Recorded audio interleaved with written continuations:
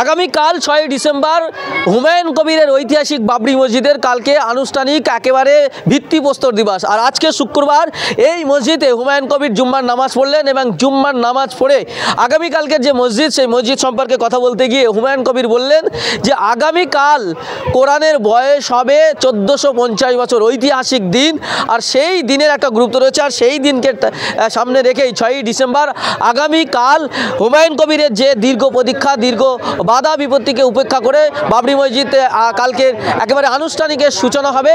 এবং সেই বাবরি মসজিদের ভিত্তিপ্রস্তরের আগে আজকে হুমায়ুন কবির জুম্মার নামাজ শেষে নামাজ পড়ে মসজিদ থেকে বেরিয়ে ঠিক কী বলেছেন তার কি বক্তব্য শোনাবো আপনাদের। নামাজ পড়ে বেরোলেন, আগামীকালকে আপনার যে ঐতিহাসিক সেই বাবরি মসজিদ উদ্বোধন হবে, এখন থেকে মানুষের যে উদ্দীপনা কি বলবেন?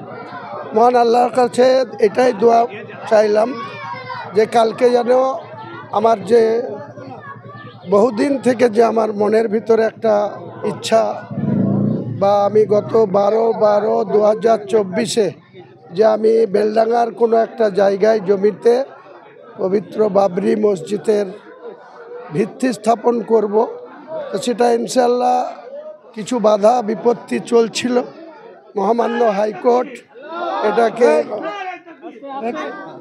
মহামান্য হাইকোর্টের জাজ সাহেবরা বলেছে উনি কোনো অসাংবিধানিক কাজ করছেন না, উনি সংবিধানের মধ্যে থেকেই তিনার মসজিদ করার অধিকার আছে। কাজেই মুর্শিদাবাদের পুলিশ সুপারকে কোর্ট বলেছে যে যাতে শান্তিপূর্ণভাবে এই অনুষ্ঠান হতে পারে তার জন্য সহযোগিতা করতে।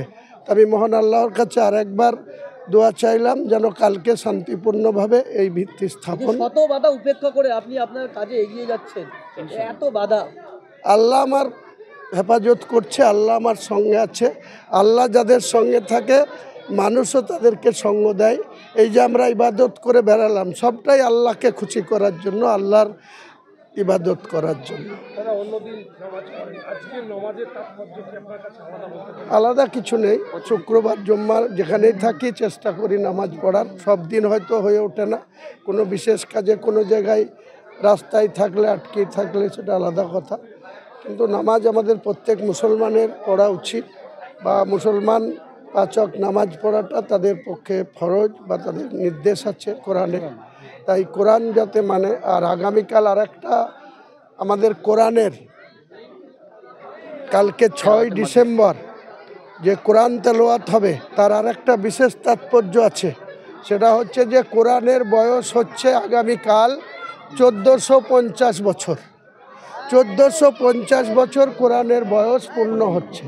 সেই দিক দিয়ে 6 ডিসেম্বরটা অত্যন্ত মুসলমানদের জন্য, ইসলামের জন্য পবিত্র কোরআনের 1450 বছর পূর্ণ হচ্ছে, সেটাও একটা তাৎপর্য ছিল।